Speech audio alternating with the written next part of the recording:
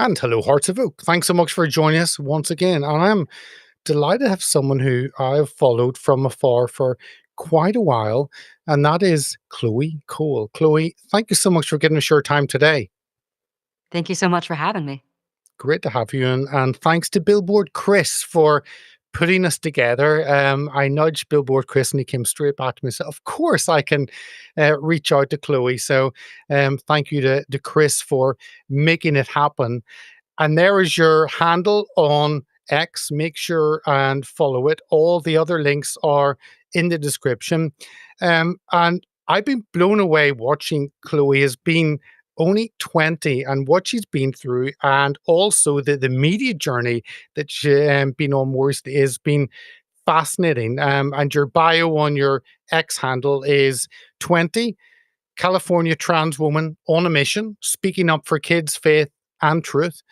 I told Congress my story, now sharing it with you. And I'm delighted to have her come with us and share her story with us. Now, I'm not going to go into your story. I want to hear it from you. I could give your whole bio, but and I want to get your thoughts on the current pushback that we are seeing in the US, and I think in Europe, on the gender change therapy, the embrace of gender dysphoria. In the UK, we had a clinic called the Tavistock Gender Identity Development Service, which is a mouthful, which no longer exists, but now re-exists in a different form. But I would like to ask you about your story. I think a lot of our US viewers may be familiar with that. Our UK viewers may be less so. So, may I can ask you to tell us your childhood story before we move on to other aspects of it? Yes, so I'm somebody who has went through the process of a both a social and medical gender transition consisting of puberty blockers and weekly high dose testosterone injections at 13, and a double mastectomy to remove my breast at 15 before detransitioning at the age of 16 and speaking out about the not only the medical horrors of what I've been through, but also in favor of the protection of children like me who are vulnerable, who deserve to be protected, and for the rights of parents. And I address colleges, churches, and different communities across the US and now abroad. Well, I want to get your kind of the input you've had and the engagement you've had and the media reach you've had. But me can ask you about going back. We, I guess, growing up, going through puberty, there are kind of questions, wondering who you are, and for most people, that is a fairly straight process. For others, maybe they question their identity more. What was it? What was it like for you, and what led you to the path of going through that transition process? The irony is that I was actually a very feminine girl throughout a lot of my childhood. I loved wearing dresses. I loved wearing pink. My dad will often tease me and say, I mean, I couldn't even go out the house without like wearing some sort of bright color or a poofy tutu when I was really young. And I I quite liked being a girl, but the older that I got, the more that I just aligned a little bit more with the boys around me. I became more of, I guess, a stereotypical tomboy playing video games, playing rough, playing outside. And I had a sense of humor that and just a personality that I felt more comfortable more comfortable being around men and around boys with. But I never really considered myself to actually be a boy until a few years into puberty as I was going through middle school, which I had started puberty a little bit younger. I was one of the first few girls in my class to start developing at around the age of 8 or 9. And with that came a lot of just inappropriate attention from both other kids teasing me about it or just making inappropriate comments about it, or even adults, even teachers and like family friends doing the same thing. And that's a very unfortunately, that's a very common formative experience for a lot of girls going through puberty at any age, really. But with how young that I was, it was a little extra pressure. I didn't really feel like I had a whole lot of guidance around it or understanding around it from the adults around me. And it made me start to despise even being female a little bit. And with what I was hearing in the media and even from other girls and other women about some of the facts of life about being a woman, some of the difficulties of growing up from a girl into a grown woman, periods, the risk of pregnancy, and all of the responsibilities that come with that. It was always spoken about in a very negative light, and so I started to think, okay, well, in a lot of ways, I'm more boyish, and sometimes I don't really feel like I'm very pretty and or feminine enough to really be a proper woman. And if growing up is just going to lead me to experiencing pain and not much else, then why ever would I want to be a woman? Why would I want to become an adult when this is what I'm going to face? Eventually, those thoughts started going further as I started to develop an undiagnosed form of body dysmorphia. As I started to look at myself in the mirror and think, there's no way I'm ever going to be beautiful. And I wish I could just be a boy and be happy. They must have it so much easier. I mean, look at my older brothers. I wish I could have been born a son. And this was very shortly before I discovered the online transgender community, which was just chock full of other kids who were just like me in a lot of ways. Kids who were like a little bit nerdier, a little bit more creative, many of them a little bit more socially isolated, like I was throughout most of my formative years. It wasn't celebrities who I was looking at. It was other kids who were down to earth, just honestly and earnestly talking about their experiences, their feelings leading up to the transition, and then detailing the process of them questioning their gender first, and then starting to do things like cutting their hair shorter or grow it out if they're a boy, and starting to dress more like the opposite sex, taking upon different names, and many of them even going on to tell their families, tell their friends, live a lifestyle as the opposite sex, and then eventually going on to go down the medical path. And it was not only something that personally touched my heart and my soul, seeing these other kids who had a lot of my same struggles start to become seemingly better and happier and seemed to start to find who they truly were, something that I had always yearned for from a very young age.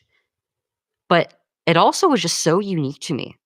And I started to take a bit of an intellectual interest in it until like I started doing research on it independently of looking at these people's stories. I started to look at medical literature even around it, including from my own healthcare provider at the time, Kaiser Permanente, which in many states, especially in California, is the top provider for the use of these treatments in children.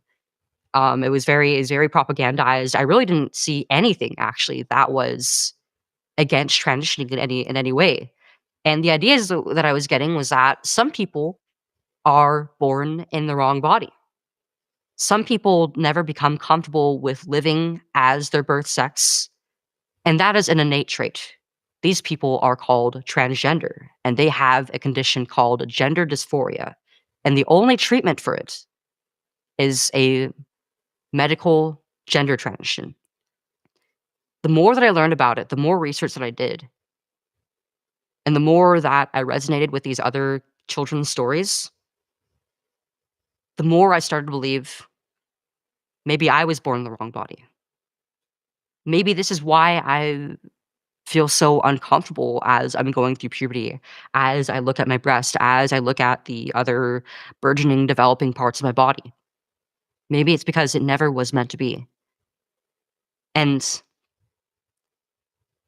for a while, I found peace in the fact that I was going to hopefully find happiness in pursuing a life as a young man.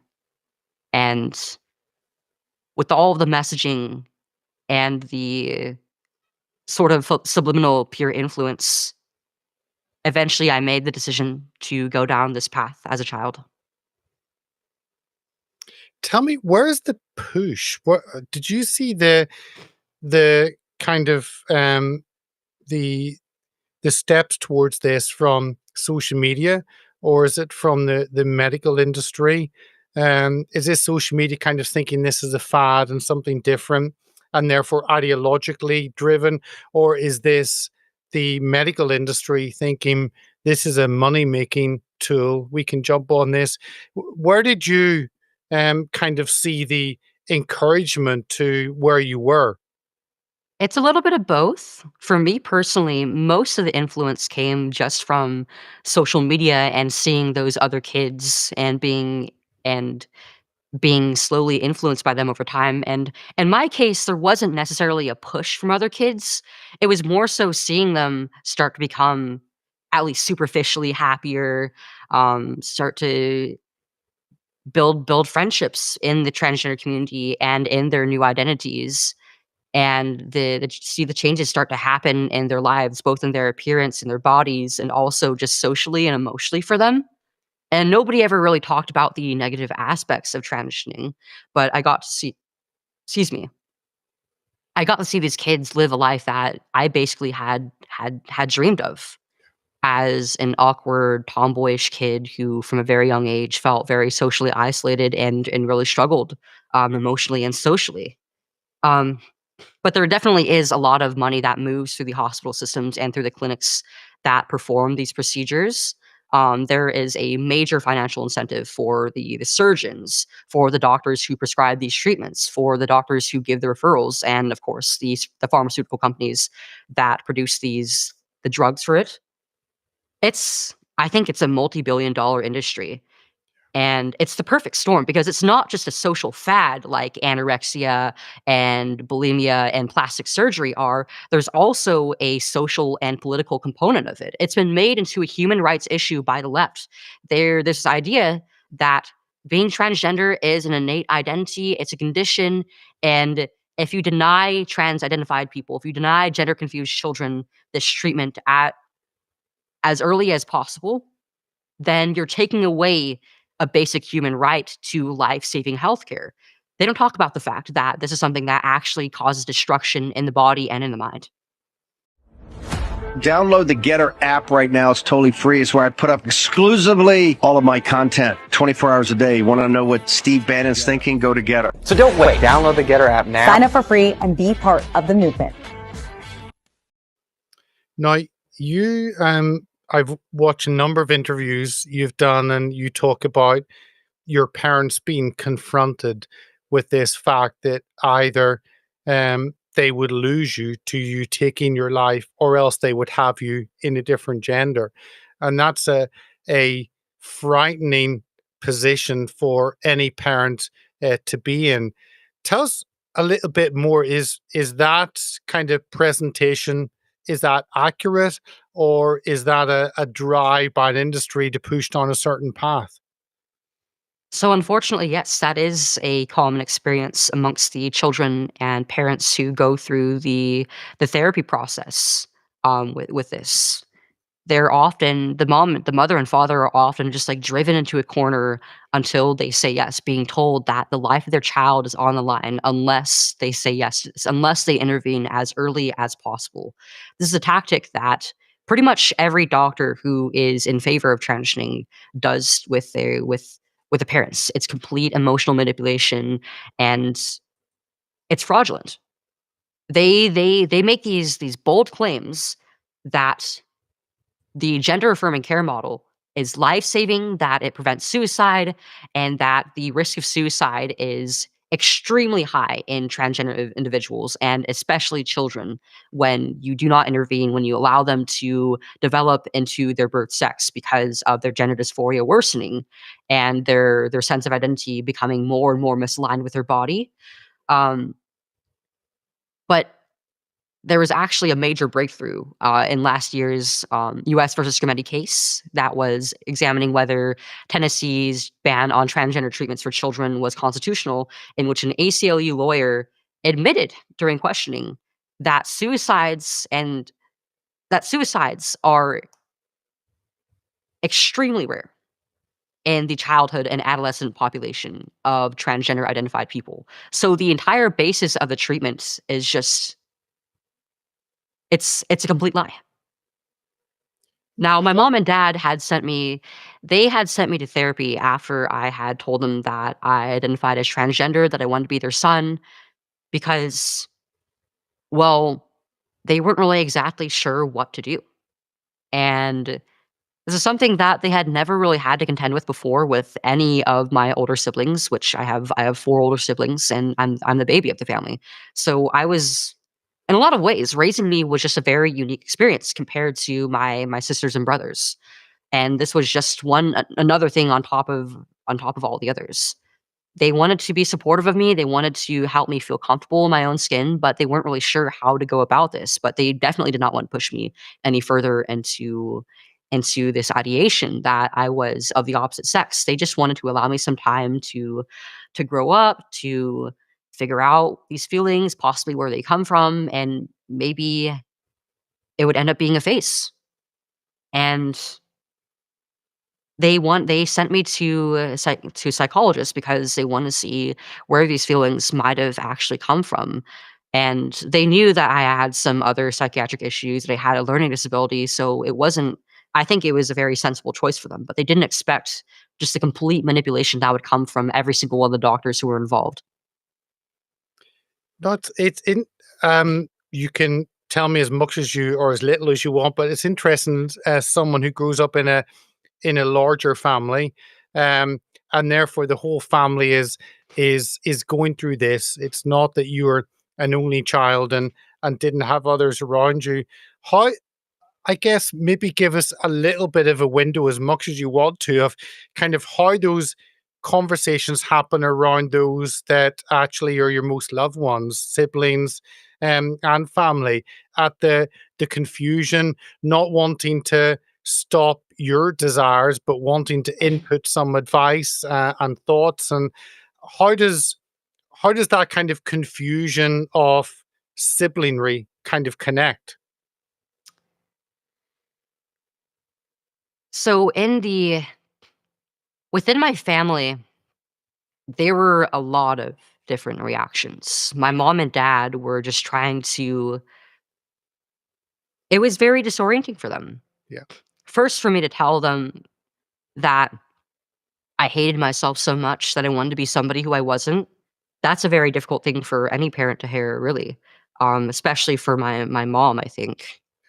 And then to be separated from me in the therapy process, which I mean, it's pretty standard practice, especially with gender dysphoric patients, the children, for them to be separated from their mom and dad for a little bit, so that the therapist can get some information out of them that they might not be able to otherwise, that they might not be comfortable with talking about the parents with.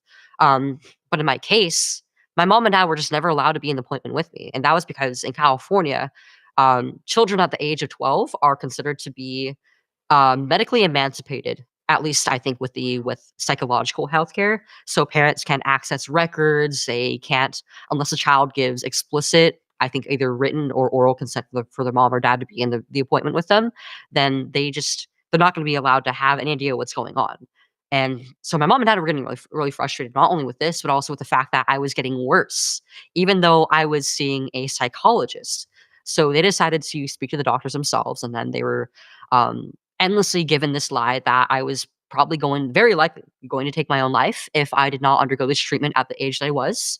Um, and they really were scared for me. No mother, no father wants to hear that, let alone from a doctor about their kid wanting to take their own life, wanting of their child dying before they do.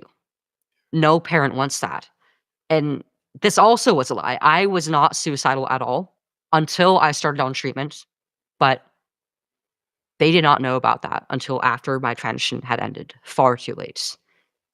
And during the process of my transition, my relationship with my mom and dad, at first, as I seemingly became happier and more comfortable with myself in the early stages of my transition, our relationship improved a little bit. We got a little bit closer, we bonded a little bit more.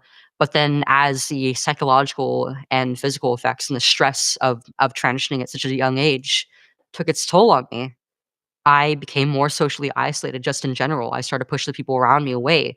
And having been on testosterone, and with it dysregulating my mood, it I would I would often get into fights and disputes with the people around me who I love the most. And my mom and dad just really didn't know what to do with me during this time for the longest time. And it was especially painful for my older brothers to stand by and watch what was happening. And my oldest brother, especially, just hated to see it all. He was the person who I was closest to for a lot of my childhood.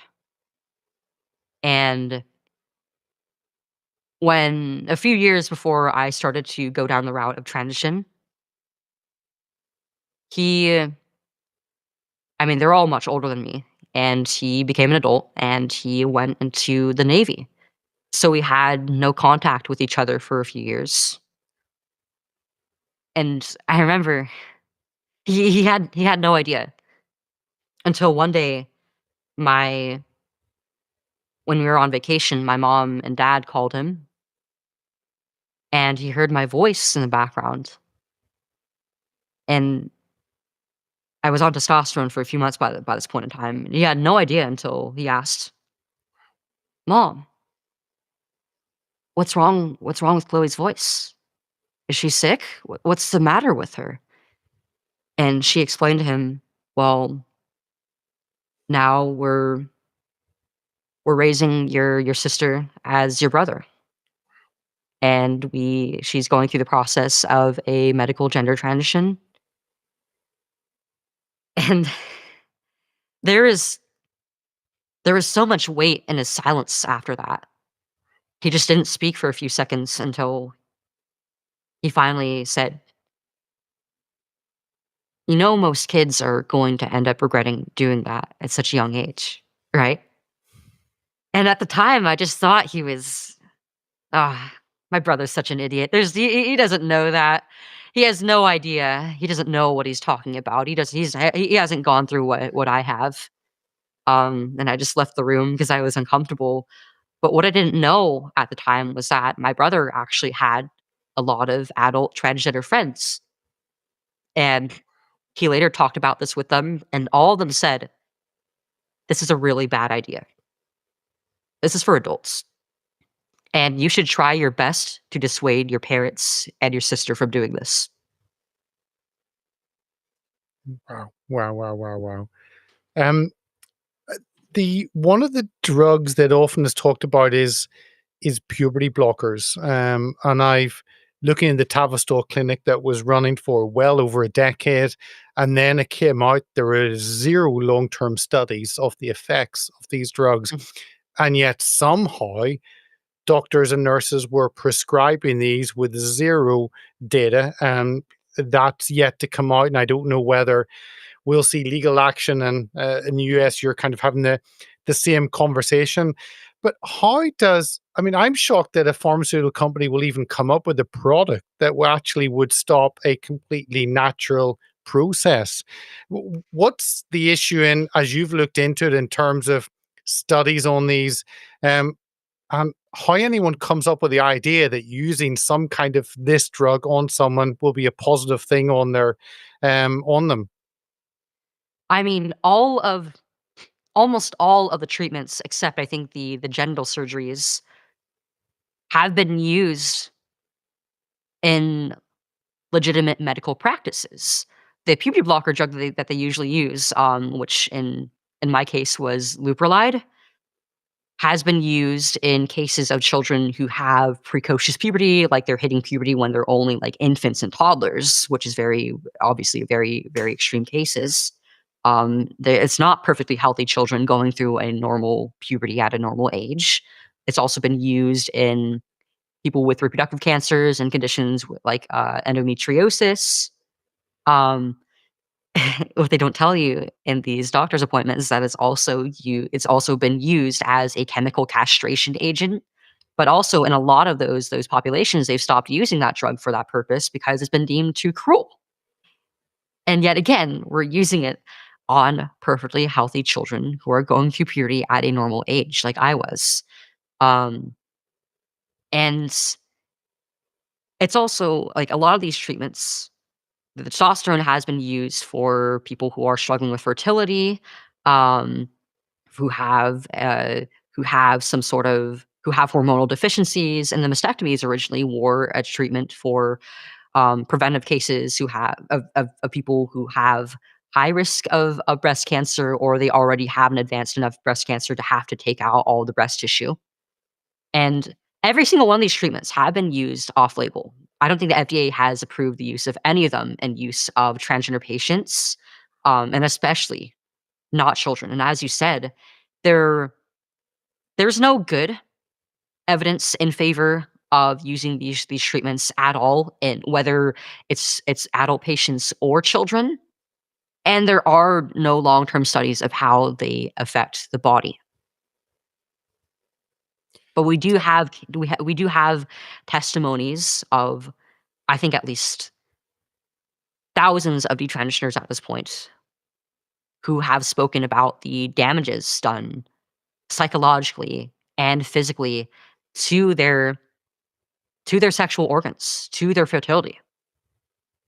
I don't know if I am going to be able to have children of my own because I was so young when they blocked my puberty and then they put me on the hormonal treatments. I had only had, I think, like 3 periods before they completely stopped them, and then they put me on the male hormones. And thankfully, I have been able to get them back. They started happening again. They've been fairly regular since about 2 months after I stopped taking the testosterone. But and while it's a good sign, there's just so female fertility is just something that's so complex. For all I know, the eggs in my body could have not developed enough for me to be able to safely conceive a child. I don't know about risk of things like birth defects or any maternal conditions for me while I'm carrying, whether I might be developing reproductive cancers later on in life. There's just so many unknowns, but I have lasting complications from every single one of the 3 main treatments.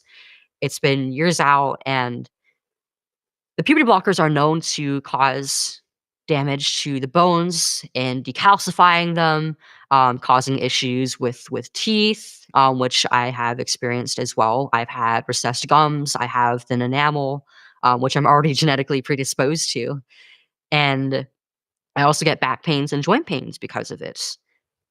From the testosterone, I it's changed my appearance, permanently. Luckily, I've been able to refeminize, but I have a leftover Adam's apple. My voice is never going to fully refeminize, and I have issues with, like, chronic pelvic pain. It's a possibility that I might even have PCOS, which is something that is known to be associated with higher levels of testosterone in women.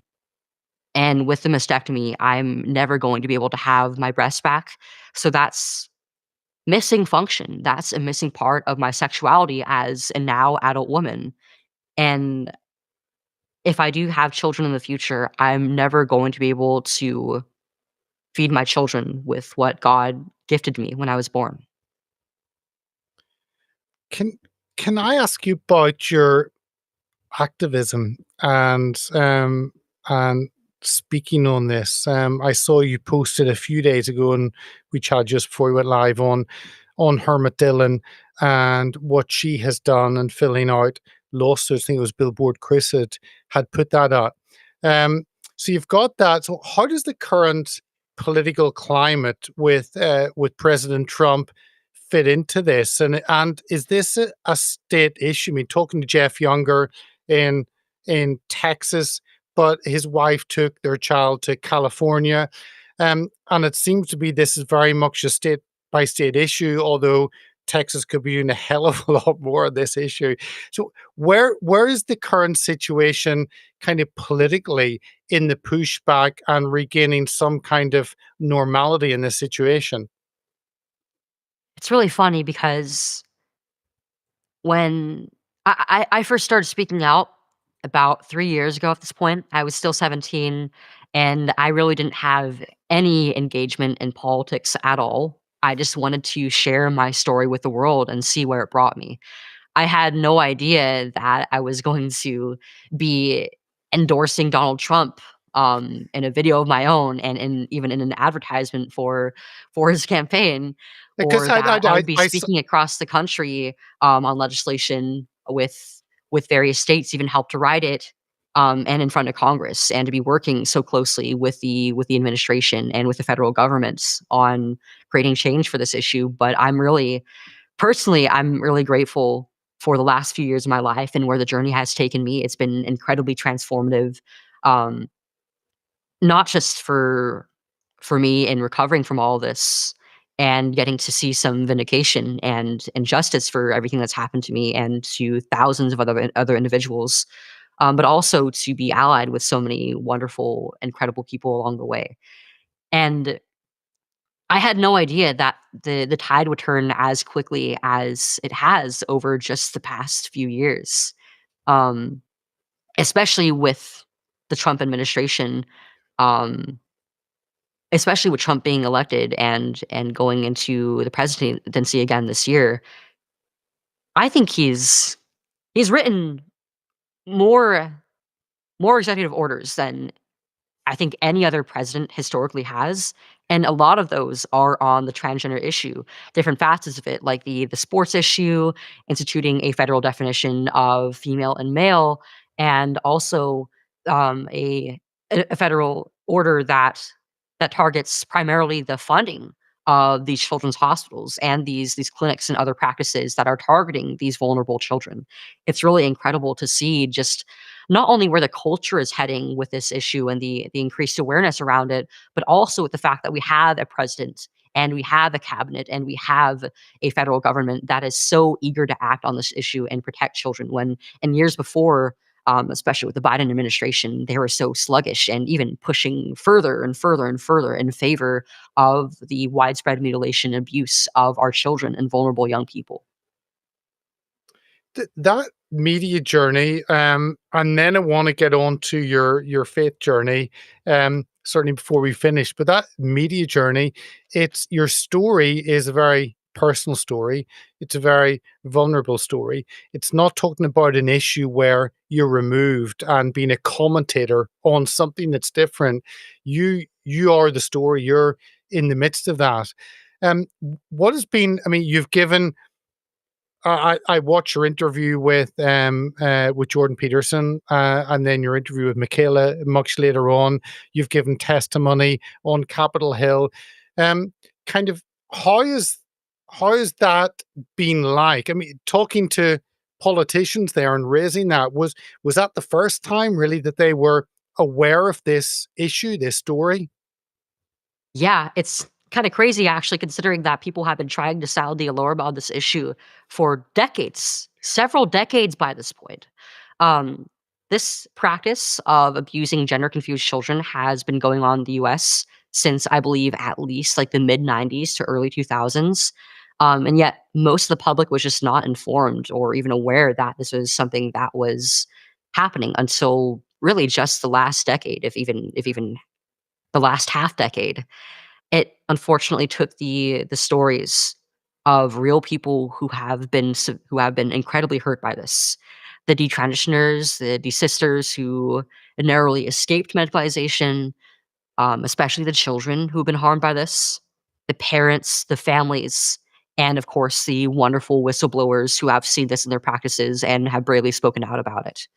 And I wasn't the first person to publicly speak out about this. There were a few women who came before me, but unfortunately, many of them, the spotlights and the severe bullying, the harassment that came their way was something that they just they couldn't handle, understandably. But I knew from pretty much the very beginning of my detransition that I wanted to speak out in some capacity. I knew I wanted to sue my doctors, but I didn't think it possible. I just wanted to get my voice out there, and the community of older detransitioners had taken me under their wing at that time, which is really funny considering that they had been burned by transgender people very recently at that point, pretending to be detransitioners to kind of infiltrate the community, and so they thought that I was one of those people. They thought that I was somebody who was trying to scam them at first. Um, so it took a while for me to eventually get acquainted with them, but they gave me these older detransitioners, these older men and women, gave me the hope that I needed to continue healing. They showed me that I could find a future after transition, even after all these failures that I'd been through in my life, even after all the pain, I could still heal. And I really started to feel for these other men and women, and it was just bothering me how voiceless we were at the time. And I felt like I had a need to just give back to these other people who had helped me, who had given me hope. And also, I knew there were other kids out there who were in my situation because I had seen those other children attending the same seminars about surgery at the hospital. I had seen them in the waiting room with me for the same procedures. I knew that there had to be at least one other kid out there who had regretted this, who had been similarly harmed. And I just felt so compelled to speak. And at first, it started with me starting an account on X back when it was called Twitter, back before the bird was freed and it became a free speech platform. And I had like thousands of followers almost overnight. It was kind of insane. I remember waking up one day and being like, why is the author of the Harry Potter series following me? This is crazy. All these crazy people who I thought I would never know me in my entire life. Now they're speaking to me. I'm having news publications reaching out to me. I I had a journalist actually very early on. Um, she had come to my house, and my mom, and dad had spoken with her personally. And then I started being asked to speak on legislation across the country, which my mom and dad were very wary of because I was still a kid. I was very stunted from everything I had been through. Very very freshly traumatized, and I was their baby. They didn't want me to go out into the world just on my own into a potentially unsafe political environment on a contentious issue. But thank God they said yes, because it led to everything that's happened from here on out happening so quickly and so amazingly. And it's quite funny because at the time that I started speaking publicly and I started speaking on all this different legislation and with different news networks and across the country, because I had never even dreamed of doing such a thing. I was such a shy kid. Um, I was known as the quiet kid in a lot of my classes. I would just like draw and just kind of like politely keep to myself, unless I was with like people who I really trusted and was friends with. And I spent a lot of my days just like playing video games and staying in my room and not really interacting a whole lot with the outside world all day. So this was a complete jump for me, and I was learning how to socialize, how to speak publicly, which is a whole another step ahead of just normal socialization in a basically complete trial by fire. But I think I've been doing pretty well over the past few years and learning, and it's helped me a lot personally to be able to repurpose the pain that I went through, that my mom and dad and my family went through with me, into a force for the greater good, to connect with so many other women and men in my situation, the parents, the families, the doctors, and um, lawyers like Harmeet Dillon, and just so many wonderful people who have helped make the culture and the country a better place. And to be a small part of that is just it's so humbling, and I really couldn't ask for any better. Well, I want to get on this issue of faith to finish, because when I first came across you, I was thinking, how can a 17 or 18-year-old have gone through that and be speaking so publicly? She must be a fraud or must have made this up. There's no way. And then you look, and then I read about this crazy story of you encountering God, and you think, okay, that maybe explains it. That if you've got God with you, and Jesus will meet you at your whatever point you're at your lowest point, wherever, He will come and meet you. And when I read a little bit about actually that moment of meeting God, it was like, okay, this adds up. This all makes sense. Tell us, can you share a little bit about that? Because It's a powerful experience, and whatever that kind of Damascus Road experience is, each of us who follow God have a experience somewhere, and yours is a crazy one. Do you want to share that a little bit with us? Yeah, and I think I'm really grateful that you asked that actually, because I feel like that's probably the most important piece of the puzzle here. My mom and dad, even though they both were raised Christian, they didn't really raise me with that same faith or those same values. And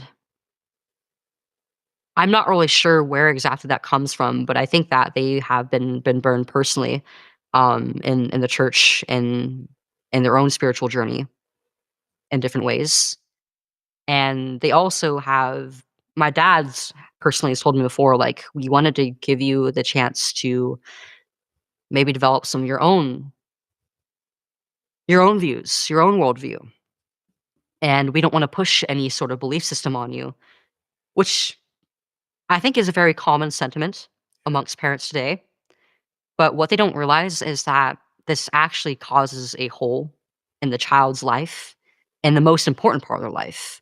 If your child is going to stumble, your child is going to be confused, and they're not going to be properly guarded against the world if you don't give them that spiritual armor. And that definitely was the case for me. And I think that's really the core of the confusion that I went through with myself, with my identity, with the world around me. Um, throughout most of my childhood and my adolescence. I was just trying to orient myself in the world and figure out, what is it that I believe? What do I believe the reason is for my existence? Why am I here? Why was I made the way that I am? Why is it so difficult? And eventually, my transition sort of took the place of that. It manifested into a religion of its own over time. It filled the gaps where the lack of identity and understanding in Christ was. And I almost, in a way, became a god of my own. I got to control reality. I got to control my body. I got to control my development into adulthood and the way that other people would see me and speak of me. But it wasn't reality. I was living at a very young age with the weight of lying every single day of my life. And it was killing me physically, mentally, and spiritually. I became unrecognizable as a person by the end of my transition. And it almost completely destroyed me. I was so close to taking my own life. I didn't think that I had a reason to live anymore. I could barely even see myself as a human being. I just hated myself so much. And I thought, if there is a God out there, he must absolutely hate me. He must have created me for pain, for suffering. And I don't want to live this way anymore. I think the fact that I was able to come to, that I was able to detransition, was a miracle in itself. And it was something that happened after a series of different trials and tribulations post surgery for me. It took about 11 months from surgery for me to realize every single part of this was a mistake, that it was killing me, that I couldn't go on any further. And a big part of that epiphany was realizing that I was perfect the way that I was. And also, one day I wanted to become a mother, to become a wife, to live a very feminine lifestyle. And I didn't really have the means of explaining why at the time, but I just felt so compelled to do those things. It felt like that was the reason why I was born, to become a feminine, strong woman and eventually a wife and a mother one day. And